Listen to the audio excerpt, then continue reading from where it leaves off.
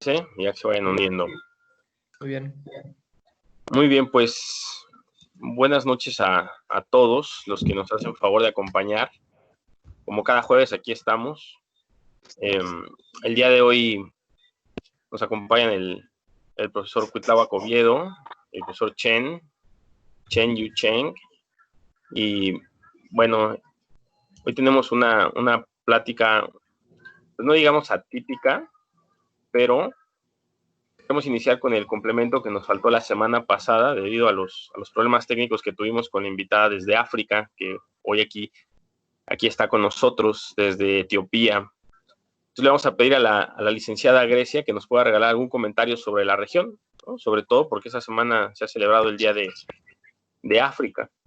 Y bueno, en este foro consideramos que la licenciada Grecia, al haber vivido los últimos 3 años de su vida en Etiopía y al haber estado cerca de la Unión Africana desde Addis Abeba, pues puede darnos una visión distinta sobre la importancia del continente a nivel global.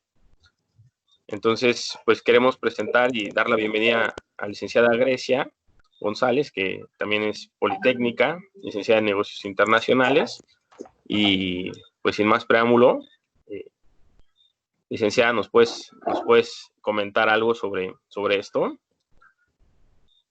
Sí, gracias, profesor Abrego, y buenas noches a todos. Pues efectivamente, como lo mencionó el profesor, llevo ya aquí 3 años en África, específicamente en Etiopía. Estuve trabajando precisamente para la Embajada Mexicana aquí en Etiopía. Y bueno, de manera general, precisamente como se titula este webinar acerca del COVID y sus repercusiones en África, sí quisiera hacer un poco como de énfasis, explicar un poco diferentes etapas o procesos a los que se ha enfrentado África.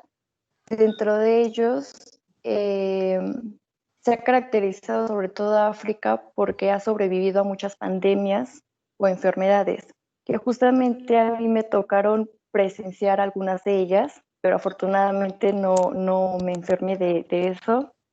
Una de ellas es el ébola, que, bueno, esta se detectó por primera vez aproximadamente, que será como en 1976, y posteriormente reaparece un brote que es para el 2014-2016. Y después de eso, justamente hace 2 años, se da otro brote, que es justamente en la República Democrática del Congo, que, bueno, aquí un paréntesis, solo hay 8 embajadas mexicanas en el continente africano. En el caso de nosotros, en el país etíope, llevamos concurrencias, que es Sudán del Sur, perdón, Somalia, Djibouti y República Democrática del Congo. Entonces, cuando se da todo este brote, ¿qué es lo que está pasando? Obviamente mucha gente, muchos congoleños quieren salir del país. Para ello, pues obviamente tienen que venir a Etiopía para hacer sus procesos de visa o adquirir, más bien salir de su país para ya no regresar porque está este brote. Entonces, obviamente este brote no solo va a llegar a lo que es RDC o Tanzania en su momento, sino que también llega a Etiopía.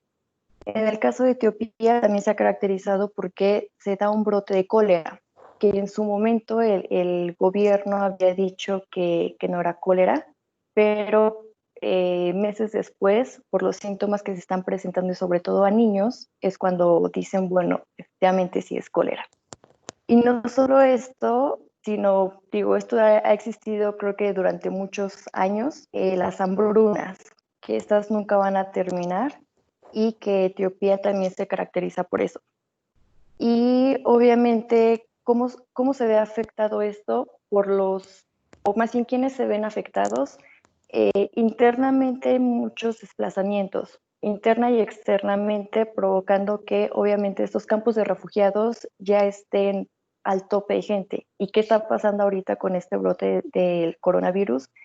pues que hay gente que está falleciendo, hay gente que está muriendo no solo por hambruna, sino también por estos virus que hay o estas pandemias o enfermedades, que obviamente también se viene con ello, por ejemplo, el brote de sarampión, la malaria, el VIH-Sida, la tuberculosis.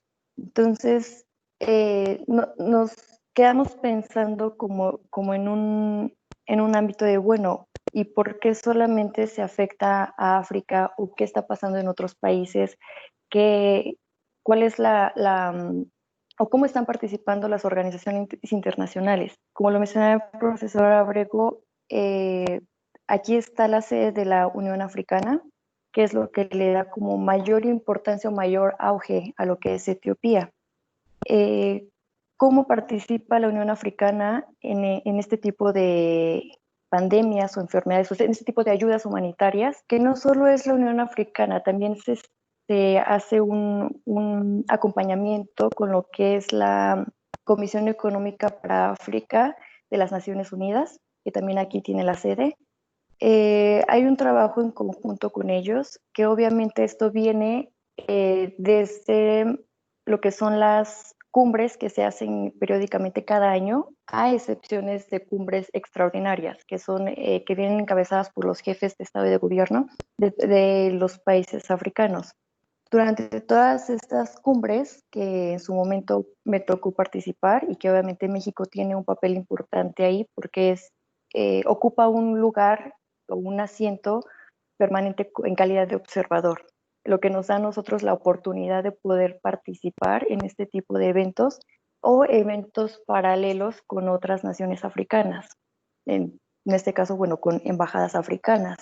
La participación que tiene aquí la Unión Africana es importantísima porque, porque ya se está enfocando más a la cuestión de nosotros como nación africana queremos ver por nosotros mismos. ¿Por qué? Porque nadie lo ha hecho por nosotros. Recibimos apoyo internacional, principalmente de China, de la Unión Europea, Rusia, Estados Unidos, Canadá, Turquía. Pero esa ayuda humanitaria o esa ayuda en cuestión de inversión o económica no es suficiente. Es por eso que se crea esta organización de la Unión Africana para ver y valer por ellos mismos. Obviamente, ahorita pues es la preocupación qué va a pasar después o qué está pasando ahorita con esta pandemia. Viendo un poco los números en cuestión de decesos y contagios aquí en África, es algo que a mí me llama la atención porque el número de contagios, al menos aquí en África, todavía hasta el día de ayer, bueno, ayer para mí, fue de 120,000 aproximadamente, con 3,500 decesos, que si lo vemos en números, al menos nada más de un solo país, por ejemplo, en México, pues o sea, México está creo que ya llegando a los niveles, o sea, está llegando al tope. Obviamente aquí los países mayor afectados pues son los países del norte, como Egipto, Marruecos y Algeria. Pero ¿qué está pasando en estos casos? Bueno, la ayuda humanitaria se ha visto un poco estancada. ¿Por qué? Porque obviamente pues cada país está viendo por sus intereses o está viendo por ellos mismos. Sin embargo, como les mencionaba en un inicio, pues Etiopía, bueno, África, específicamente Etiopía, tiene su aportador económico o comercial principal es China. Es por ello que gracias a la fundación de Alibaba es como se ha permitido este ingreso de insumos médicos para distribuirlos por toda África, que obviamente pues no son suficientes, pero han ayudado en gran medida o de lo posible. Y obviamente todo esto se ha hecho gracias a el primer ministro etíope, Abiy Ahmed, por medio de la aerolínea líder africana, que es la aerolínea etíope, que por cierto, el año pasado, en septiembre, se inauguró el vuelo cargo vía Addis, Madrid, Madrid, Los Ángeles y Los Ángeles, México. Entonces creo que como buenos internacionalistas, pues también tenemos ahí una oportunidad muy grande que nos abre este espacio, este panorama para poder invertir aquí en África, invertir aquí en Etiopía, que en los próximos años estudios que se están llevando a cabo en la Unión Africana dicen que va a ir en crecimiento. Entonces, bueno, esperamos que así sea y podamos nosotros pues invertir más aquí en Etiopía. Algo que sí me gustaría recalcar de todo esto es con base en mi experiencia como extranjera o como mexicana o como residente aquí en Etiopía por más de 3 años, he sido, no me gusta ocupar esta palabra de víctima, pero he sido parte de este tipo de situaciones en las que el etíope no ve muy bien a un extranjero. Y ahorita esta situación del COVID ha hecho que la discriminación a extranjeros vaya en aumento, haya violencia, haya racismo. Hasta cierto punto logro entenderlo porque, como bien sabemos, pues durante muchos años África estuvo bajo países europeos. Muchos de ellos estuvieron colonizados por los países europeos, salvo Etiopía, obviamente. Es por eso a lo mejor este orgullo africano que dicen no quiero que un extranjero venga y haga lo que quiera conmigo. Pero es algo muy característico porque, por ejemplo, el primer caso que se da aquí en Etiopía de COVID fue precisamente de un extranjero. Y cuando se da este primer caso, obviamente, pues vienen las agresiones hacia extranjeros. Y eso, pues, de manera personal, a mí me hace pensar un poco la cuestión, qué mentalidad se está desarrollando, se va a desarrollar para generaciones futuras. Y esto lo vemos, pues, desde niños, adolescentes y adultos mayores, que obviamente la Unión Africana está trabajando en esto y sí está tomando un papel muy importante, la verdad, lo tengo que resaltar, pero todavía está como a pasos lentos. Entonces, se está trabajando obviamente en eso. Esperemos que al menos en la siguiente cumbre que va a haber el próximo año en febrero, se tengan más avances de lo que se ha venido trabajando. Por último, sí me gustaría también mencionar acerca de una cuestión política que fue muy peculiar.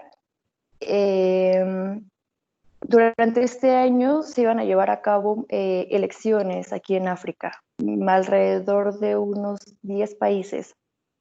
Apenas la semana pasada se llevaron a cabo las elecciones en Burundi. Estaba leyendo las noticias y fue algo como un poco peculiar porque el director general de la Organización Mundial de la Salud mencionaba que era un riesgo llevar a cabo esas elecciones, porque obviamente por la pandemia, pero también estaba la contraparte de decir es riesgoso porque son países o es uno de los países donde se encuentran estos grupos guerrilleros o de oposición, en donde obviamente van a haber muchos afectados, va a haber gente que va a morir o enfrentamientos entre la sociedad civil y entre seguridad.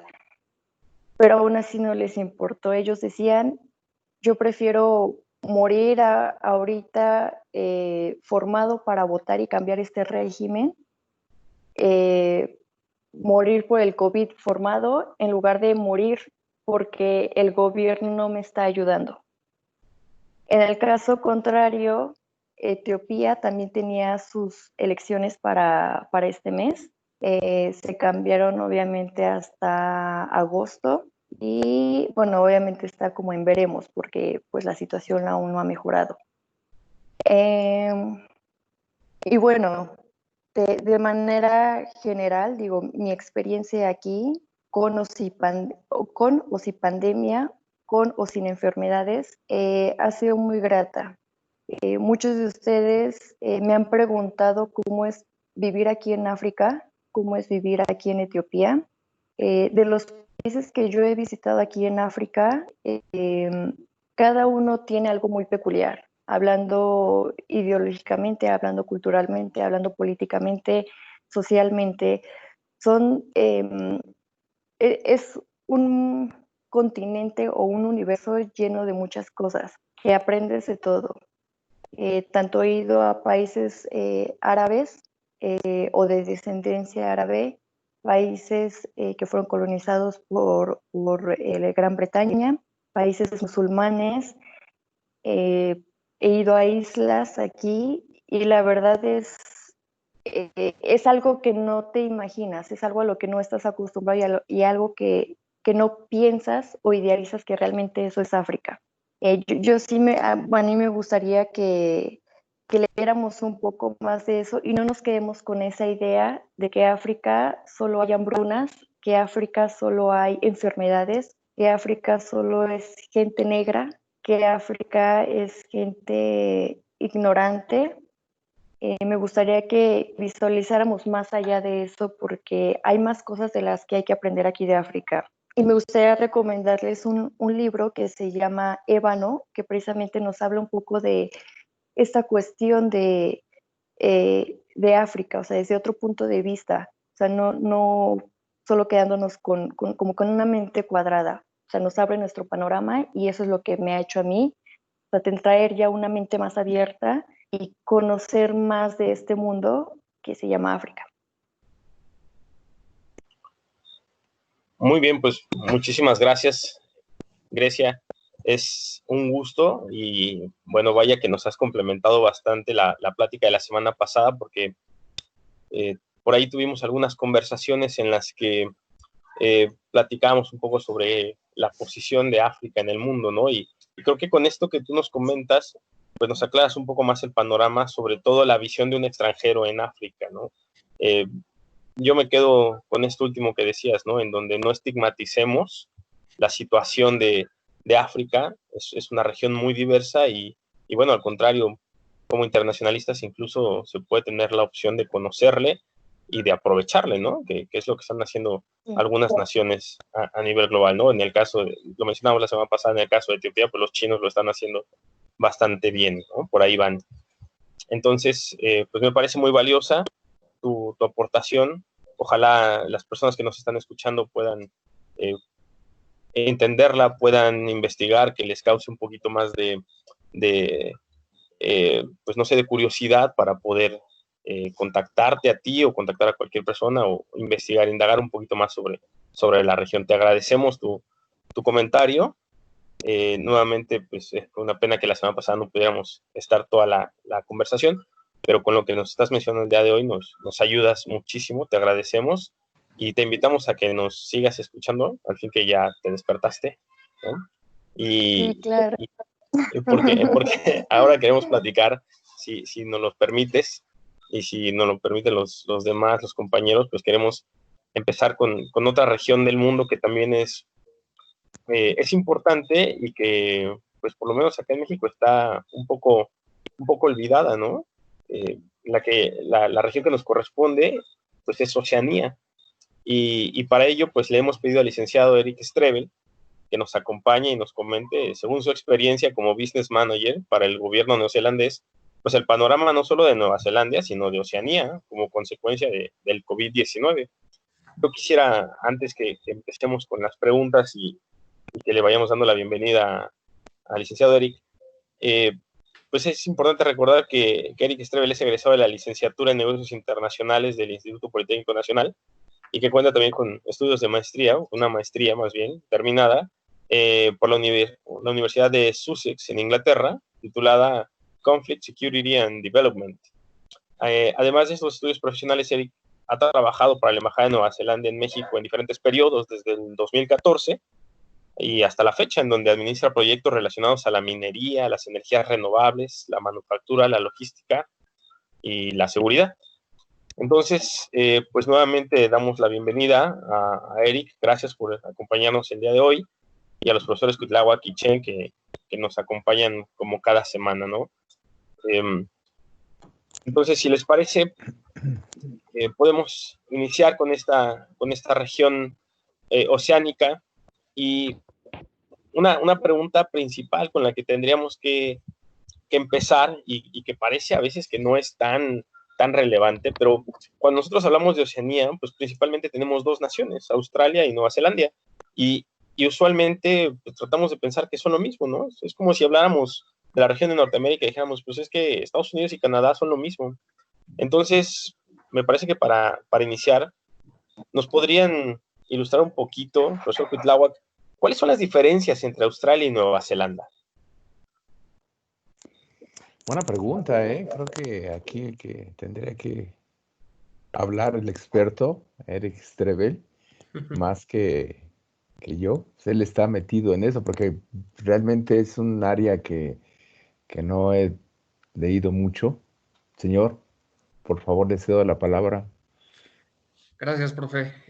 Bueno, primero que nada, saludos a todos. Gracias por la invitación y obviamente agradezco al Instituto Politécnico Nacional y a la Escuela Superior de Comercio y Administración por invitarme y un agradecimiento especial a ustedes, profesores, que tienen muy en cuenta a los exalumnos de la carrera, que bueno, estamos ya inmersos en este mundo de las relaciones diplomáticas, relaciones internacionales.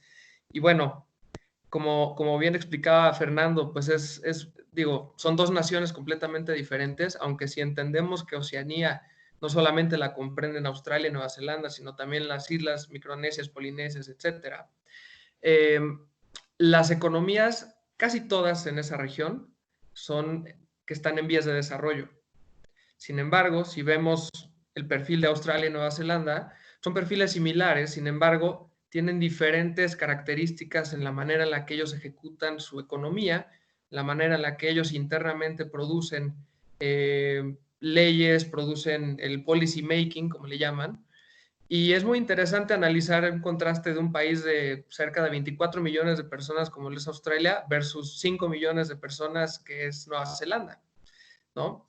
Ahora, ¿en qué se puede diferenciar? Bueno, creo que para partir de esta diferencia hay que entender una similitud, la cual es que los dos países son progresistas, ¿sí? Actualmente el presidente australiano es conservador, sin embargo, ha tenido una evolución interesante la economía australiana, en especial en ciertas áreas donde se supone que el mundo se está moviendo en diferente sintonía. ¿A qué me refiero? Estamos hablando de la minería, por ejemplo, estamos hablando de oil and gas, la parte petrolera, porque si consideramos que BHP Billiton, que es una empresa australiana, es la que más licitaciones ha ganado con Pemex para la exploración y explotación de los recursos, pues entendemos que ellos siguen canalizando esos esfuerzos macroeconómicos para esa dirección. Sin embargo, Nueva Zelanda tiene un gran énfasis en el uso de las energías renovables. Nueva Zelanda, más del 80% de de la energía usada en Nueva Zelanda es renovable. Ahora, también que hay otra diferencia. Australia, y esto va a sonar muy mal, pero es una realidad. Australia se ha enfrentado a muchas situaciones sociales que Nueva Zelanda no lo ha hecho, ¿no? Por ejemplo, Nueva Zelanda fue el primer país en la historia en darle el voto a la mujer. Es el país más progresista del planeta, probablemente. El país de acuerdo a la Organización Mundial de Comercio, es el país más transparente del mundo, que necesita solamente 3 pasos para poder establecer un negocio versus los 26 pasos que necesita un mexicano para abrir un negocio acá. Entonces, bueno, aquí se ve un claro contraste. Y a lo que yo me refería con la diferencia entre cómo enfoca Australia y cómo enfoca Nueva Zelanda su estrategia es que Nueva Zelanda, al ser un país progresista y al ser un país mucho más pequeño, tienen un constante interés en la innovación. Nueva Zelanda no se va a interesar en ir y ganarte una licitación grande o poner una macroempresa, una transnacional, porque no existe. Pero sí te va a vender la tecnología, te va a vender el know-how, el cómo hacer las cosas. Esa es una diferencia muy importante entre Australia y Nueva Zelanda, y obviamente hay diferencias culturales abismales. El tema de los indígenas en Australia siempre ha sido muy delicado, incluso Australia, a pesar de ser considerado un país de primer mundo, tiene muchos problemas raciales. Y en contraste con Nueva Zelanda incluso le ha dado parte del Producto Interno Bruto a los indígenas. los indígenas cuidan de ciertos recursos, el forestry, la parte de la explotación maderera, la pesca, por ejemplo, de energías renovables, la geotermia es de los maoris. Entonces existen varios consorcios o funds o trustees donde los indígenas tienen una voz y un voto, además de tener un carácter legal, que eso es un problema que aquí en México es un problema tremendo. Acá en México el indígena no existe, no tiene un carácter legal porque no hay registros públicos donde están estas comunidades. Yo creo que más adelante me voy a tomar el tiempo, si me lo permiten, para platicar un poco sobre un proyecto que estuve trabajando que desgraciadamente por la situación política del licenciado Bartlett y del presidente López Obrador no se pudo concretar, pero fue algo que yo personalmente estuve trabajando con el mismo Bartlett por cerca de un año para darle este carácter de contexto indígena a las energías renovables que al parecer el gobierno quería intentar. Pero bueno, desde mi punto de vista, estas son diferencias importantísimas entre Australia y Nueva Zelanda.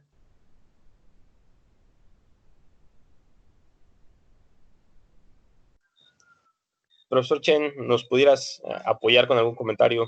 Claro, muchas gracias, bienvenido a Eric a esta plática. La verdad es que siempre es Gracias. importante tener a alguien que lo vive en carne y hueso, como Grecia con la plática de Etiopía, que nos abrió, ¿no?, los ojos de ver de otra perspectiva lo que es África. Y ahora vamos a hablar sobre Oceanía, que también, como dijo el profesor Ábrego, es uno de los lugares o continentes más olvidados porque no tiene una relevancia, ¿no?, hasta este momento. Para México, sobre todo, y también, ¿no?, reconocer el trabajo, por ejemplo, de personas como Eric, que están ahí fomentando la relación bilateral, tanto con, bueno, entre Nueva Zelanda y México. Y hablando de Oceanía en general, pues al principio lo comentaban, son 22 países que a lo mejor no tienen tanta relevancia o no tienen impacto, y tristemente siendo Nueva Zelanda un país tan progresista, y también tienen su primer ministro que es mujer, y se le ha reconocido el trabajo por enfrentar el COVID. Ya se dio de alta al último paciente días anteriores, o sea, ya en el tema de COVID ya han llegado a resolver el tema, y se habla mucho del liderazgo, ¿no?, de la primer ministro que está liderando a todo el equipo. Y tristemente, pues por los 5 millones de habitantes, a lo mejor, y el tamaño del país, pues no tiene ese impacto, ¿no?, alrededor del mundo. Yo creo que ese es un tema muy importante, que no tiene ese liderazgo, o no ha tenido ese impacto alrededor del mundo para poder permear su ideología o su forma de llevar las cosas, ¿no?, alrededor del mundo. Entonces, las diferencias yo creo que ha quedado muy platicado por Eric, pero yo creo que un tema a mencionar es esa parte, ¿no?, de la falta del impacto que tiene Nueva Zelanda en este mundo. Ojalá lo tuviera más por ser un país tan innovador y tan abierto, ¿no?, a los nuevos negocios. Creo que Nueva Zelanda, también Australia, son grandes oportunidades para nosotros como LNIs en el futuro. Y también hablando un poco de Australia, pues se mencionaba, ¿no?, que ellos dos comparten muchísimas cosas. O sea, hace rato hablábamos de la simetría, voy a hablar de algunas cosas similares, pues comparten muchísimas cosas, ¿no? A lo mejor algunas empresas, conglomerados, el sector bancario, económico, pues ellos comparten, y también, ¿no?, los dos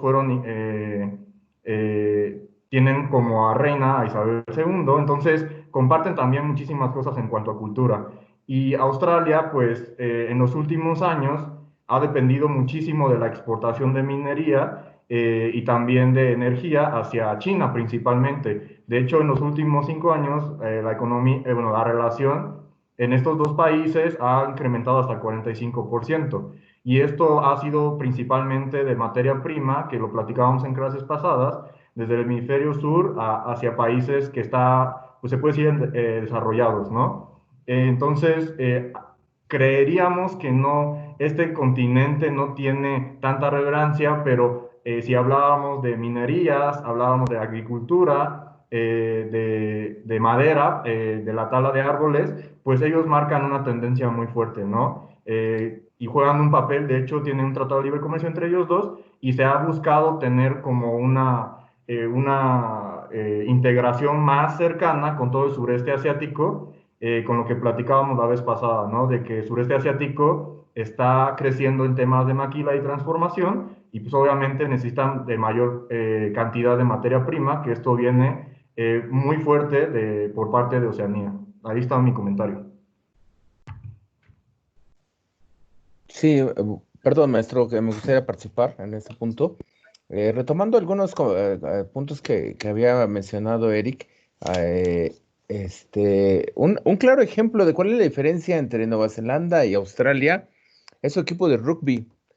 Mientras el equipo de rugby de Australia se compone casi todos de anglosajones, el equipo de rugby de Nueva Zelanda es de gente oriunda de Nueva Zelanda. Incluso su canto de lucha al inicio de cada partido es impresionante y es toda una tradición del equipo de rugby. No me acuerdo cómo se llama, no sé si nos puede Haka. decir. Se ¿Cuál? llama Haka. Haka. Sí, pero el equipo, Los All Blacks de Nueva Zelanda. ajá, las plumas negras, ¿no? Sí, Ajá. bueno, serían los Black Ferns, pero es una planta. Esa figura es una planta, es el fern, es el silver fern que se da en Nueva Zelanda. Ah, fíjate, Ahí yo viene pensé que el era una nombre. pluma, pero entonces es No. una planta. Entonces, Sí. siguiendo con la idea, se puede ver, esa es la diferencia muy marcada entre Australia y Nueva Zelanda. Derivado de esa diferencia, de ese gobierno integracionista que se tiene en Nueva Zelanda, considero que retomando el punto de por qué estamos reunidos aquí, del impacto que va a tener el COVID en esa región. Considero que el impacto que va a tener el COVID va a ser más grande en Australia porque no es tan integracionista que en Nueva Zelanda. Porque bien lo dijo Eric, la situación con los pueblos oriundos de Australia los tienen muy discriminados y considero que ahí va a ser un foco de un problema social que se va a desarrollar, si no es que se está desarrollando en estos momentos. Porque como habíamos comentado en las reuniones anteriores, considero que la enfermedad de COVID va subiendo como la marea, ¿no? Poco a poco, ya cuando te das cuenta, brum, ya te tiene hasta la garganta, ¿no?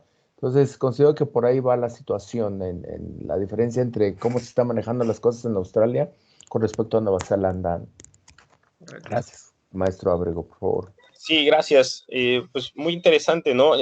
Incluso la manera en la que se actúa en cuanto a problemáticas sociales, como la que estamos viendo con la pandemia. Mientras en Nueva Zelanda la primera ministra dijo vamos a un confinamiento total, en Australia hubo un confinamiento parcial, ¿no? Entonces, claro, entendemos las diferencias y lo que ya bien apuntaba Eric, no es lo mismo un país con 25 millones de habitantes, otro con 5 millones de habitantes, pero desde ahí se van entendiendo las diferencias que hay entre países que parecieran ser, pues, iguales, ¿no? Por lo menos a la distancia.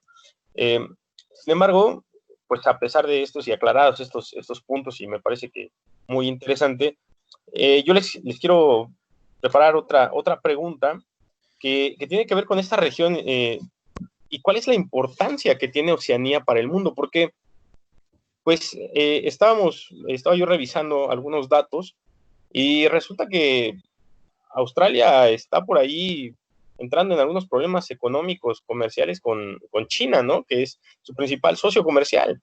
Entonces, porque le pidió una investigación acerca de lo del COVID, ¿no? Y China, pues, se está como negando. Ya empezó a poner aranceles a algunos productos, empezó a bajar la tasa, sí, los porcentajes de importaciones. Entonces, ¿cuál es o sea, la pregunta expresa es qué importancia tiene Oceanía para el mundo? No solo para los chinos, sino a partir de eso, ¿cuál es la importancia que tiene para el mundo en general? Eric. Claro, gracias. Mira, yo creo que hay ciertos puntos que hay que tener en cuenta como internacionalistas. Uno, que hay que observar lo que los países más grandes están haciendo. Por ejemplo, estamos viendo una guerra comercial muy fuerte entre Estados Unidos y China.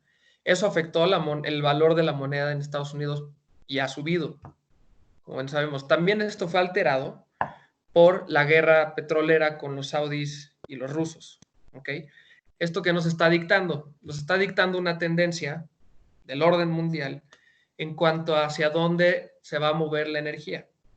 La energía es uno de los assets más importantes que existen.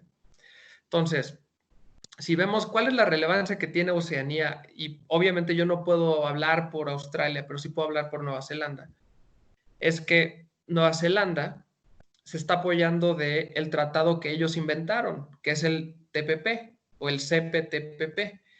El creador de este tratado fue Nueva Zelanda. El depositario del tratado es Nueva Zelanda. Y curiosamente, el primer país en ratificar el TPP fue México, ¿no? Entonces, eso le empieza a dar un contexto súper importante a la relación que México y toda la región pueda tener con Oceanía, específicamente con Nueva Zelanda. Ahora, si empezamos a analizar hacia dónde se está moviendo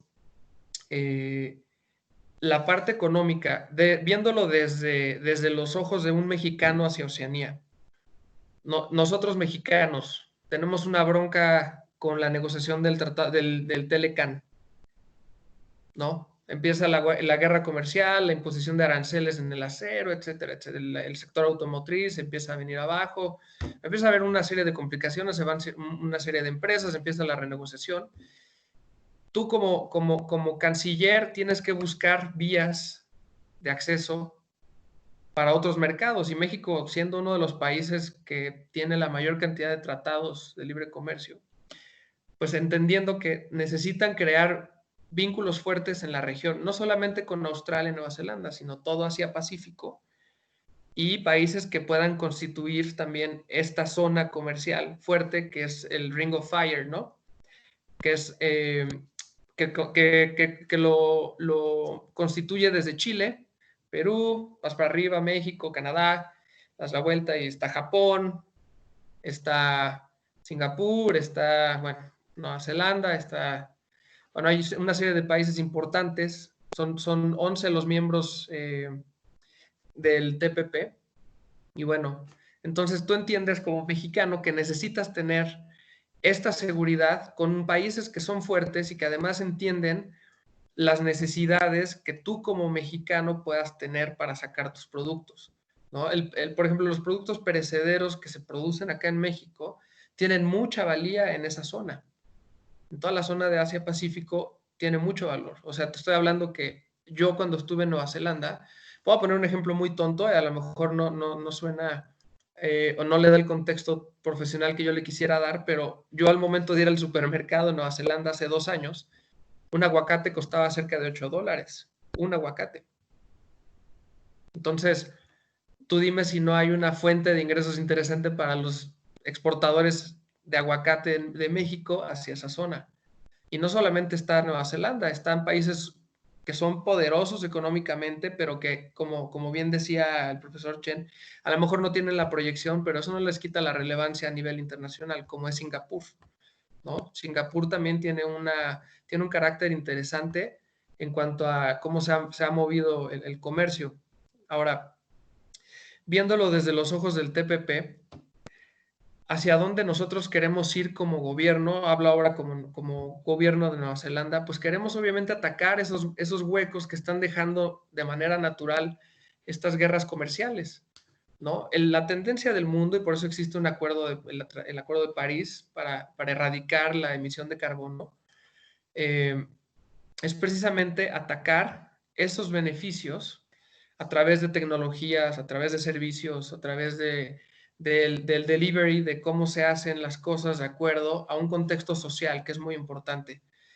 Si nosotros consideramos que Nueva Zelanda tiene un alto sentido social en cada cosa que hace, si tienes un país que es altamente valuado en la parte equitativa de género, la parte la parte racial con los maoris y la gente que tiene descendencia anglosajona, la manera en la que hacen los negocios, sí, obviamente el socio comercial más importante para Nueva Zelanda, claro que es China, pero pues China también está teniendo muchísimos problemas para poder comerciar, porque Nueva Zelanda lo que hizo, como bien lo explicaban hace un momento, Nueva Zelanda tuvo un acercamiento muy proteccionista para cuidarse del coronavirus. ¿Qué quiere decir esto? Que Nueva Zelanda fue de los muy pocos países que sí le hizo caso a la Organización Mundial de Salud. O sea, la Organización Mundial de la Salud dijo, a ver, esto está pasando, países tienen que poner restricciones, esto es lo que puede suceder, ya se salió de control en China, puede haber una pandemia ya de manera descontrolada. Nueva Zelanda lo primero que hizo fue cerrar sus fronteras y como bien explicaban, ahora ya no hay casos de coronavirus y de hecho las fronteras de Nueva Zelanda se van a mantener cerradas por los siguientes 12 meses. Ahora, la parte fitosanitaria de Nueva Zelanda para los productos que ellos importan, claro que va a ser un tema, pero también va a ser un tema sobre cómo vamos a analizar las afectaciones del COVID para la región. ¿A qué me refiero? Ahora nos convertimos siendo el continente americano el foco del coronavirus. Entonces, mientras Nueva Zelanda estaba en fase 4, aquí en México apenas López-Gatell estaba hablando sobre una posible cuarentena. Pues estamos nosotros desfasados cerca de 4 a 6 semanas. ¿Qué quiere decir esto? Que todos los productos de Nueva Zelanda que estén queriendo ir de Nueva Zelanda hacia América, en específico hacia México, pues cuando lleguen, a lo mejor el embarque sí sale, pero nadie lo va a poder recibir acá. No hay quien pueda mover ese producto. Entonces, esa ha sido una batalla que nosotros como embajada hemos enfrentado en las últimas semanas. Igualmente la parte del freight, del flete, porque la aerolínea de Nueva Zelanda, la cual ha sido rankeada por 4 o 5 años la mejor aerolínea del mundo, Air New Zealand, está en problemas muy, muy serios financieros. Hay diferentes divisiones con las cuales nosotros trabajamos como gobierno, pero la parte de la aerolínea se ha visto afectada de manera considerable y eso ha disminuido de manera importante la frecuencia de vuelos desde Auckland y Wellington hacia Los Ángeles, hacia Santiago de Chile, hacia San Francisco, Houston, las salidas, ¿no?, que hay hacia América, Argentina también. México no tiene vuelo directo para Nueva Zelanda, pero claro que es una afectación importante. Entonces nosotros como embajada estamos trabajando al día de hoy junto con las empresas para poder crear una estrategia sólida en cuanto al movimiento de mercancías. Obviamente yo no soy un experto aduanero ni un experto en logística, pero sí tenemos nosotros las conexiones adecuadas dentro del gobierno federal, los gobiernos estatales, dentro de las APIs, dentro de los aeropuertos, y al mismo tiempo mantenemos una relación diplomática pues con los Estados Unidos, con el gobierno chileno, con el gobierno brasileño, donde nosotros tenemos llamadas constantemente y podemos decidir hacia dónde van a ir ciertos productos y no se rompa esa cadena productiva, digámoslo así, de los insumos que salen de Nueva Zelanda hacia el mundo. Pero bueno, esto es algo súper importante para considerar cómo ha sido afectado la región con el coronavirus.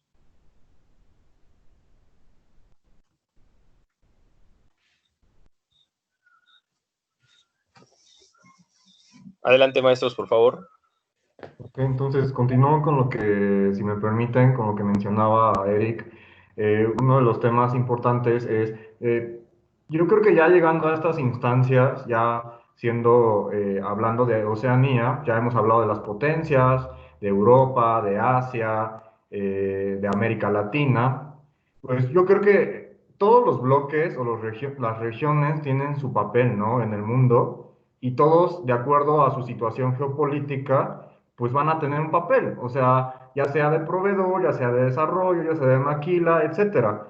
Y a lo largo de la historia, pues hemos visto con los problemas que se han mencionado en Australia, por ejemplo, el tema de comercio es uno de los temas más politizados. La relación diplomática ha sido muy politizada por la derecha o por la izquierda de a quién abrirle sus fronteras, ¿no?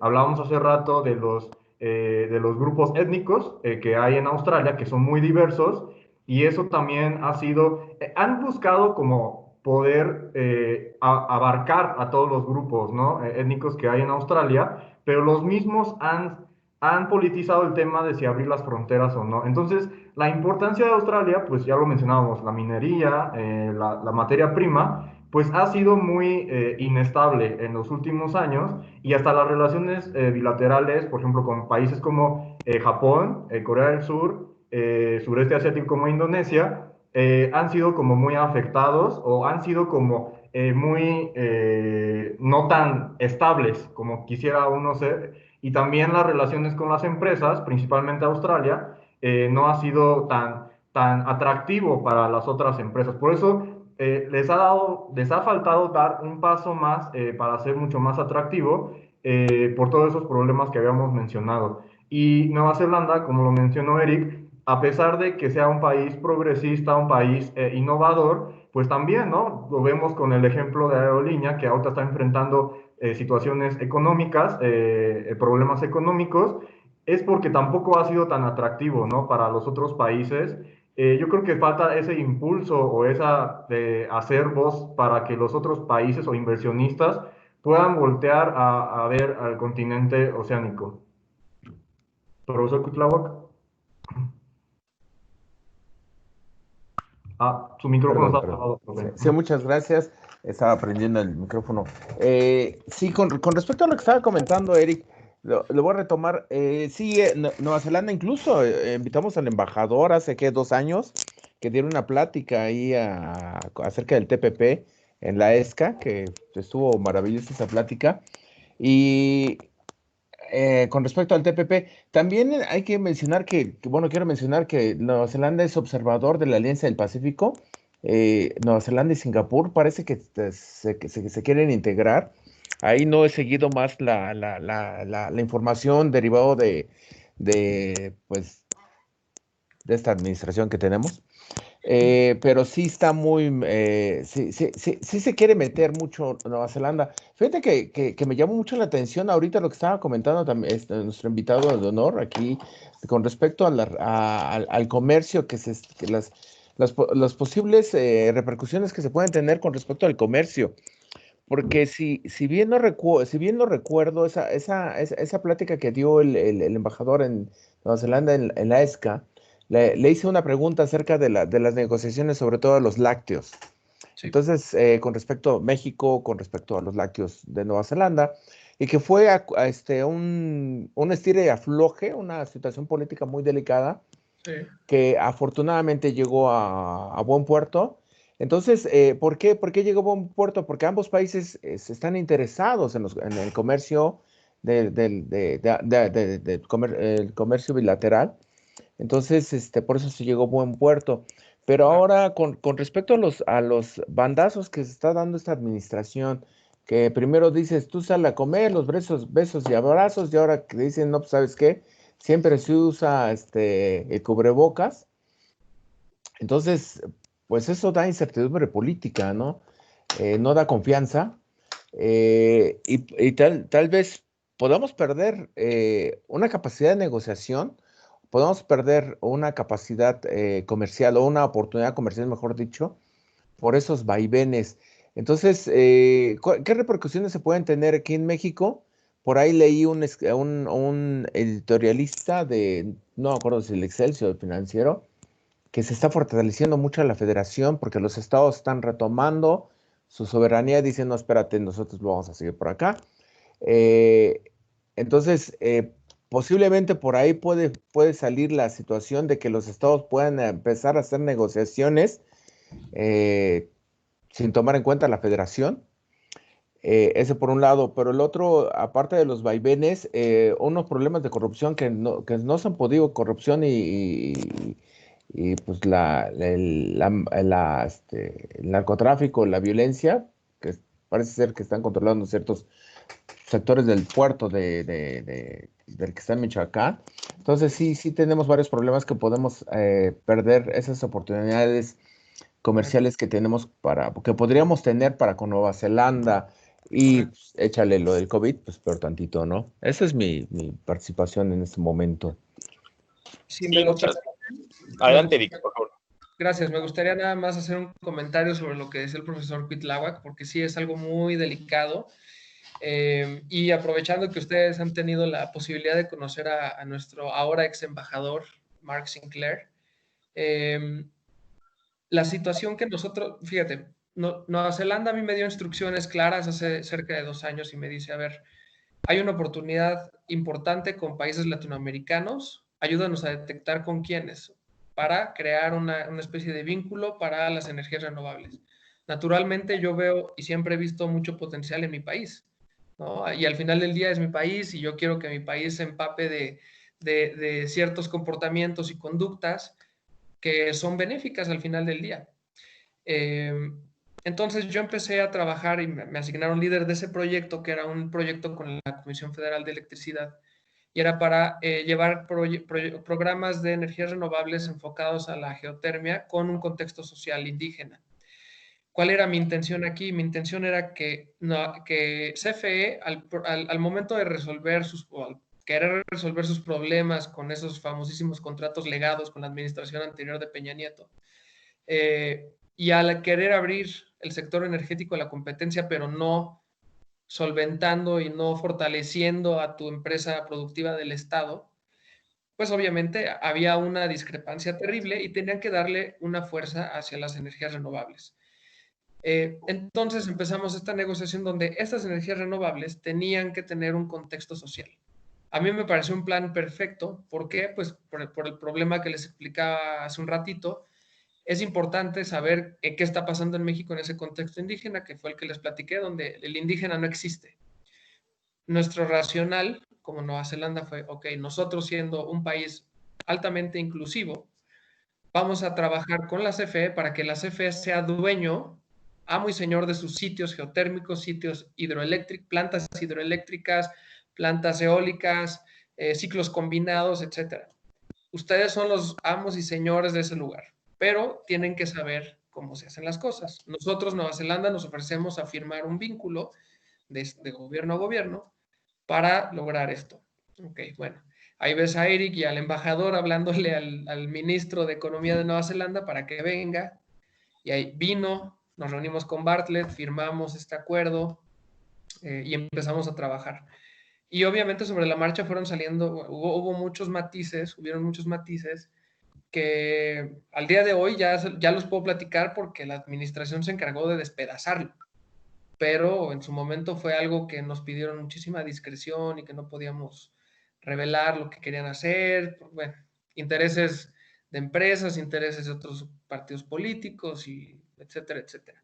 Entonces la idea era pues enseñarle a Nueva Zelanda, enseñarle nosotros como Nueva Zelanda a México, que esos sitios geotérmicos que normalmente están en zonas donde hay muchas comunidades indígenas, estoy hablando de Chiapas como el Chichonal, estoy hablando de zonas en Jalisco, estoy hablando en el centro del país, hay una en Baja California, y lo que queríamos era que a través de estas plantas el gobierno metiera dinero y que al mismo tiempo los grupos indígenas cuando ven llegar a CFE piensan, es peligro, esto está mal, aquí no, nosotros no vamos a aceptar.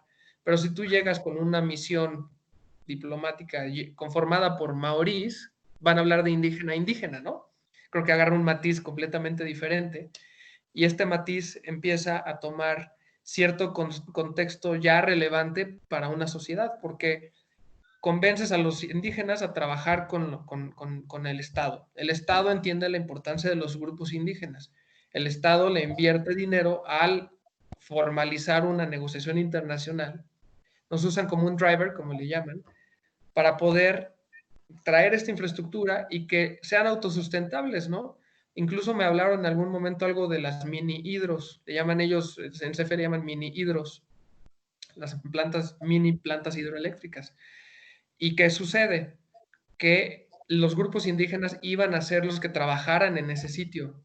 O sea, que iban a tener trabajo, iban a tener todo lo básico para que alguien pueda vivir en sociedad de manera, en comunión con el derecho, con el Estado de Derecho, ¿no? Entonces, pues trabajamos sobre la marcha, muchos matices que nos fueron corrigiendo y no querían que dijera empresas. Y para no hacer muy largo el cuento, nos dicen, bueno, ya está, vamos a decidir dónde se va a llevar a cabo el evento. Yo fui a ver el evento y exactamente una semana antes de que se diera la patada inicial de este proyecto que era súper ambicioso y además súper benéfico para el compromiso que México tiene frente al mundo con el Acuerdo de París, nos hablan de la oficina del presidente de la República. Y no, yo recuerdo muy bien esa escena porque yo estaba en casa de mi novia, estaba pues yo tranquilo, yo al día siguiente iba a ir a trabajar normal y nos dicen, bueno, pues tienen que presentarse en Palacio Nacional para reunirse con el presidente de la República, ¿no? Entonces el embajador me habla, quedamos para ir a ver a López Obrador y vamos al día siguiente, pues ahí ya vamos todos nerviosos porque el proyecto tenía pues, mucha relevancia para el gobierno de Nueva Zelanda. Y al momento de llegar a Palacio Nacional, estando ahí abajo, pues nunca nos recibieron. Ahora imagínate el problema que eso puede generar a nivel diplomático, relación diplomática, el dejar en la puerta a un embajador, ¿no? Entonces el embajador y yo nos fuimos de ahí pensando, puta, esto se está poniendo mal, ¿no? Y ya unas cuantas horas después nos hablan para decirnos que se canceló, que decidieron cancelar el evento. Nosotros ya habíamos pagado los vuelos para todos los expertos maoríes que iban a venir, todo ya estaba pagado, ya estaba cubierto, ya estaba organizado todo el proyecto en general, las visitas a los sitios geotérmicos, todo estaba arreglado. Y a los 2 o 3 días de que nos dan esa noticia y nosotros tuvimos que cancelar todo de último momento, se da el golpe mediático del problema que tenía Bartlett con las casas, ¿no? Entonces, desde ahí empezamos a notar que nos estábamos metiendo en terrenos muy peligrosos, pero al mismo tiempo daña lo que es una relación bilateral per se, el que les hagan eso, ¿no? Ahora, nosotros no fuimos los únicos afectados, también hay países como Alemania. Alemania les cancelaron el evento el día anterior.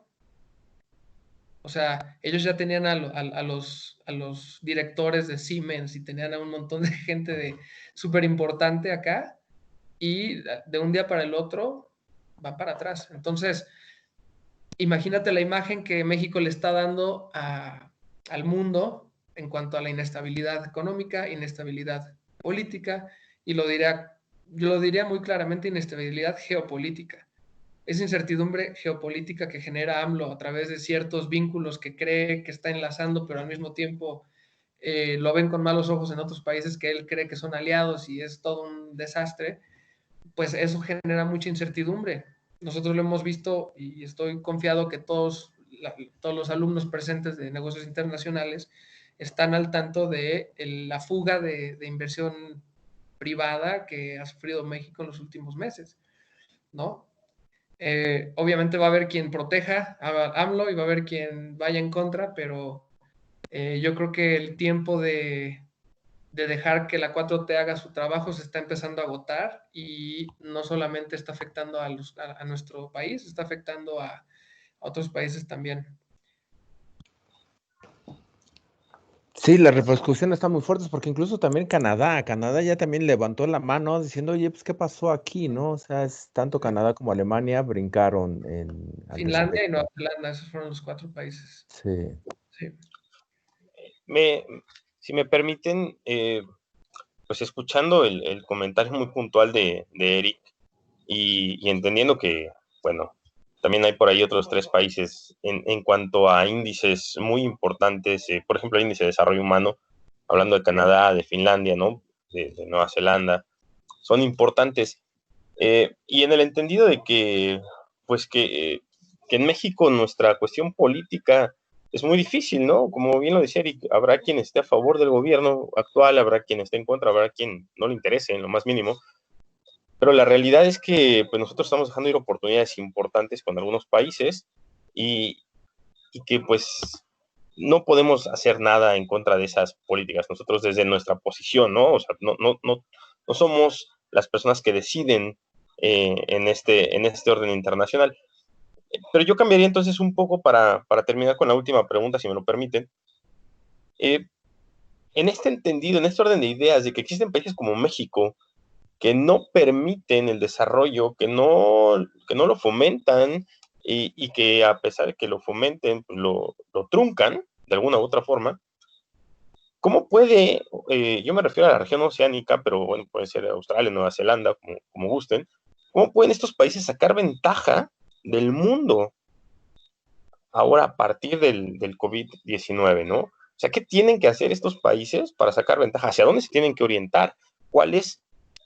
Entendemos que México no lo es, pero ¿a qué región es a la que tienen que orientarse y que sí les va a dar esas condiciones para poder salir adelante?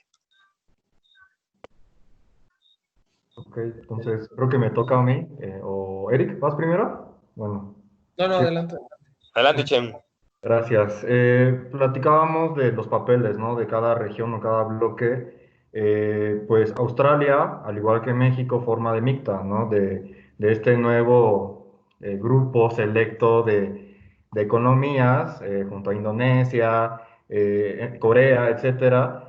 Yo creo que Oceanía debe apuntar, seguir buscando oportunidades de exportación de esa materia prima, ¿no? Pero también Australia principalmente resolver los temas internos que tiene, los que se habían mencionado. Yo creo que ese debe ser el primer paso porque del COVID realmente ellos no tuvieron un impacto como tal, sobre todo Nueva Zelanda, y los países restantes, los otros 20 países, realmente pues cerraron sus fronteras y no hay un impacto como tal. Ahora la nueva oportunidad son las relaciones como TPP, como todo el sureste asiático, la exportación de insumos para la transformación. Un tema curioso ahí que mencionaba Eric a lo mejor Nueva Zelanda, ¿no? Pero hablemos un poco de Australia, la relación que tiene con México. Poco sabemos, pero uno de los principales destinos de exportación de cerveza Corona, del Grupo Modelo, es a Australia, de hecho. La empresa, bueno, yo en su momento también tuve la oportunidad de participar en ese proyecto. El Grupo Modelo tuvo que buscar las mejores opciones de exportación hacia Australia. También, bueno, pero la parte de logística, como lo mencionaba hace rato, realmente es una de las grandes dificultades también para los países latinos de poder tener relaciones de comercio, porque uno, ni por aire ni por mar, o sea, literalmente ha sido muy complicado. Todos los productos tienen que hacer transbordo, bueno, tránsito a través del sureste asiático como Singapur o como Hong Kong en su momento. Entonces, eso va a ser una de las dificultades, yo creo que uno de los retos mayores. Entonces, uno de los pasos, el segundo paso para mí es que Oceanía tiene que empezar a buscar nuevas rutas de comercio, poner más fuerza en su infraestructura para poder tener esas conexiones con otras regiones. Y no lo hemos hablado hoy, de hecho su mayor socio comercial después de China, pues es la Unión Europea, por toda la materia prima que hay. Pero esto sale demasiado caro, o sea, hay un costo muy alto para toda esta relación comercial. Entonces, este bloque, después de COVID, tiene que buscar esas oportunidades, uno, resolviendo los problemas internos políticos que tiene para el tema de Australia, y el segundo tiene que ser fortalecer su infraestructura para poder tener conexiones de comercio con los diferentes bloques o los diferentes países. MICTA es una muy buena oportunidad, también con lo mencionaba en TPP o el sureste asiático, es una gran oportunidad, pero lo más difícil es reducir costos, sobre todo para la transportación de estas mercancías.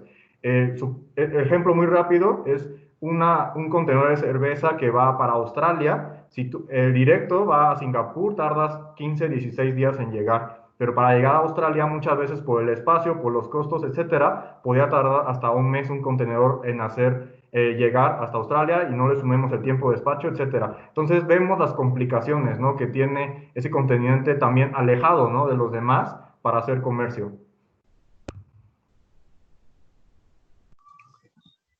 Maestro Cuitláhuac, ¿nos apoyas? Sí, perdón, es que se alenta mi compu. Fíjate que con la pregunta que hiciste para este punto, yo considero que la región de Oceanía se va a integrar más a Asia. O sea, a México estaba haciendo una ventana de oportunidad, derivado de lo que había comentado en mi anterior intervención, por ejemplo, lo del TPP, con la Alianza del Pacífico, que estaba incorporando Singapur y Nueva Zelanda para la Alianza del Pacífico, pero derivado de esta administración, que es lo que se estaba comentando también, creo que tanto Nueva Zelanda y Australia van a terminar de incorporarse más a Asia. vuelvo a repetir, estamos perdiendo ahí una oportunidad de negocio, comercial, diplomática, de influencia en esa región, por lo errático que se tiene en esta administración. Y estos dos países van a incorporar más en Asia. Sobre todo, estaba leyendo el otro día que ya se firmó que este año entra en vigor un acuerdo comercial entre la ANSEA China, Corea del Sur, que crea un bloque comercial muy grande. También estaba incorporada la India, o sea, iba a incorporar la India, pero la India se acaba de salir de ese acuerdo comercial, que estaba tratando de acordarme cómo se llama, de ese acuerdo comercial. Entonces, pues imagínense que trabaje, Japón también está metido ahí, imagínense, una región, un acuerdo comercial que está la ANSEA más tres, o sea, la ANSEA más China, más Corea del Sur, más Japón, e incluso le vuelvo a repetir, iba a estar la India. Entonces, pues ahí está el mercado, ¿no? O sea, tanto el mercado de consumo como el mercado productivo, ahí está en esa región. Entonces, considero que Nueva Zelanda y Australia, pues se van a vertir ahí. Y estamos perdiendo, vuelvo a repetir, estamos perdiendo una oportunidad de negocio diplomática, comercial, muy importante. Es una lástima. Bueno, esa es mi intervención. Muchas gracias. Gracias, Eric. ¿Nos pudieras ayudar con tu comentario final? Claro. Mira, yo trataré de ser un poco más específico porque, bueno, entendemos que no es algo nuevo que los países quieran establecer nuevos puentes comerciales. Entendemos que esto no estamos descubriendo el hilo negro, ¿no?, del problema tampoco. Más bien quiero ser mucho más específico. Nueva Zelanda, Australia, y yo creo que la región en general va a tener que seguir buscando puentes que ya existen y que tienen que usar esas herramientas comerciales que ya existen, porque normalmente están ahí, pero no les están usando, ¿sí? Es lo mismo que les explicaba con los ojos de un mexicano teniendo un TPP y teniendo un Telecán, ¿no? Nosotros como embajada, pues claro que preferiríamos que México empezara a tomar con mucha más fuerza lo que es el TPP. Nueva Zelanda, yo creo que, digo, el segundo socio comercial de Nueva Zelanda, si bien recuerdo, es Estados Unidos. Estados Unidos está en el top 3. No sé si es el 2 o es el 3, pero está ahí arriba. ¿Qué quiere decir esto? Que hay muchas industrias, voy a poner un ejemplo claro, la industria automotriz, donde México es líder mundial en la manufactura del sector automotriz y que le vende muchas piezas y carros terminados a Nueva Zelanda, pues ¿por qué no seguir explotando no solamente esa cadena específica de la maquila, ¿no? Ahora, yo te puedo dar un ejemplo muy claro. También como embajada hemos visto una transición súper importante del interés que tienen las empresas neozelandesas en maquilar aquí en México, ¿eh? Hay una empresa muy grande, muy importante para Nueva Zelanda que se llama Fisher & Paykel, tiene una división que se llama Healthcare. Fisher & Paykel Healthcare tiene una planta ya de más de 2,000 empleados en Tijuana y acaba de abrir en octubre pasado su segunda planta. ¿A qué me refiero con todo esto? Que tratemos de ser un poquito más realistas en lo que nos presenta esta situación. Vamos a enfrentar problemas duros por este desfase del coronavirus, claro, pero va a llegar un momento en el que vamos a empezar a equilibrar. Ahí es donde se empiezan a tomar ventaja, cuando empiezas a ser específico en las oportunidades. Nueva Zelanda, claro que tiene, ahora, al día de hoy, al tener un problema de fronteras cerradas, resuelve de manera inmediata, resuelve lo que está afligiendo a prácticamente todo el mundo.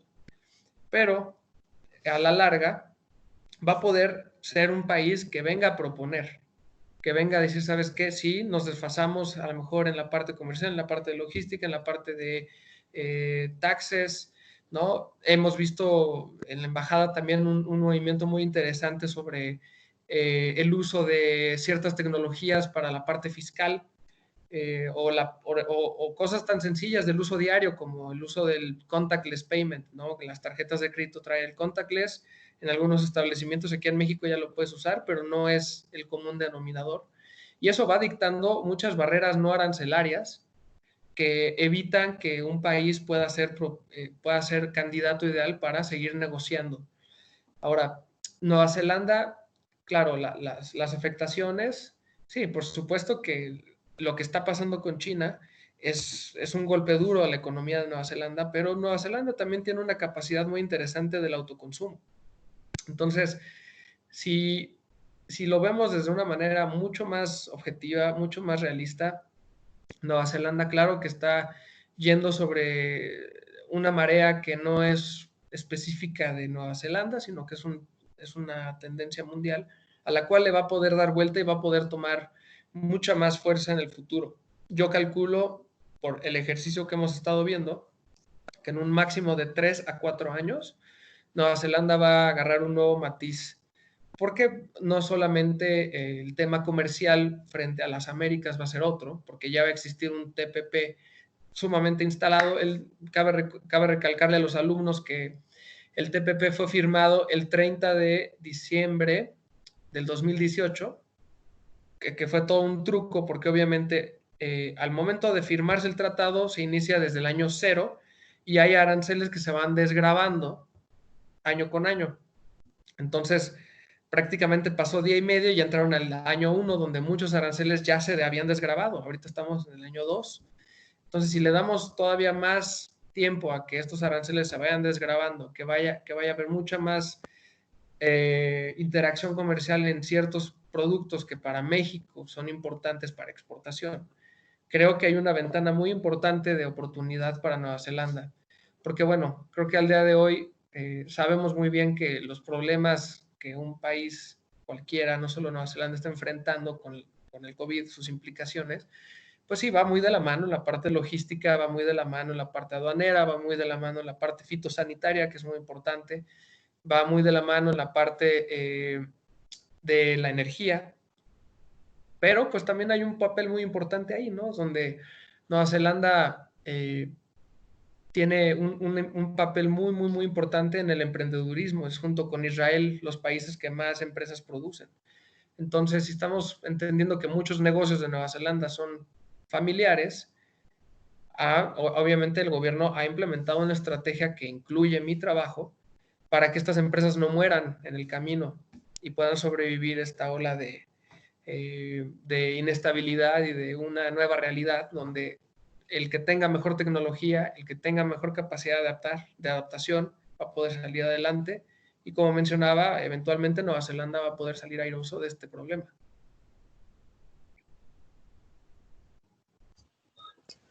Muy bien, muchas gracias por tus comentarios. Creo que a manera de comentario final se nos ha acabado el tiempo. Quisiera resumir, ¿no? Que tenemos dos maneras nosotros para poder entender cuál es la posición de Oceanía después o la adaptación en esta pandemia, ¿no? O nos adaptamos a lo que necesitan las grandes naciones oceánicas como Nueva Zelanda o como Oceanía, nosotros como mexicanos, o van a encontrar ellos el camino en otra región, en otro país, que va a adaptarse a esas necesidades. No hay más, ¿no? Será una cuestión nuestra saber si lo aprovechamos o no. Porque como también bien lo apuntaba el profesor Cuitláhuac, pues la relación natural que hay con Asia-Pacífico, pues se va a seguir dando, ¿no? No hay más. Ahora, con lo que mencionaban del ANSEA más 3, bueno, pues nada más cuéntenle cuántas personas hay. El mercado es grandísimo y la necesidad es grandísima todavía. Entonces, bueno, habrá que esperar cuáles son las reacciones tanto de los gobiernos como de los empresarios y ver de qué manera nos vamos nosotros adaptando a eso. Quisiera, bueno, terminar esto, no sé si el profesor Chen o el profesor Cuitláhuac tengan algún comentario extra. Estamos ya acabándonos con el tiempo. Quisiéramos agradecer a las dos personas que nos acompañaron hoy, la licenciada Grecia desde Addis Abeba y al licenciado Eric desde aquí de la Ciudad de México, ¿verdad? Bueno, es que yo no estoy en la Ciudad de México, pero desde la Ciudad de México. Sí, acá estoy. Y saludarlos, agradecerles su tiempo, sus conocimientos, invitarlos a todos para que nos sigan escuchando todos los jueves. Se trata de platicar, se trata de conversar, de aprender un poco más de los comentarios, de la experiencia de los demás. Entonces, pues yo me despido. Muchas gracias, profesores. No sé si tengan algunas palabras finales. No, agradezco mucho la participación de ambos invitados. Fue un honor estar con ustedes. Gracias por haber aceptado esta invitación. Grecia, Eric, les agradezco mucho. No, nada, es un honor compartir con puros LNI destacados estas pláticas, y pues no nos pudo acompañar el profesor Alfonso porque tuvo unos otros temas, pero el próximo jueves también estará otra vez con nosotros, y pues agradecer a todos, ¿no? Por escucharnos, y ojalá puedan seguir platicando con nosotros las siguientes semanas. Muchas gracias. Muchas gracias. Me gustaría, obviamente, agradecer a los profesores, al Instituto Politécnico Nacional nuevamente por la invitación. Es un honor para mí poder compartir lo poco que yo sé y lo poco que he experimentado como responsable de negocios para un gobierno extranjero. Y pues obviamente agradecer no solamente el apoyo de los profesores, sino también de personas que sé que se han conectado para apoyarme. Veo ahí a mi familia, veo a mi novia, veo a mis amigos de la infancia que han estado ahí siguiendo todo esto, que no solamente me siguen en mis viajes por el mundo, pero también están ahí en cuando yo los necesito. Entonces, gracias a todos ustedes. Muchas gracias a todos. Saludos y que tengan buena noche y buen día ahí en África también. Cuídate, Grecia. Muchas gracias. Buenas Cuídense noches mucho. a todos. Hasta luego. Todos. Hasta luego.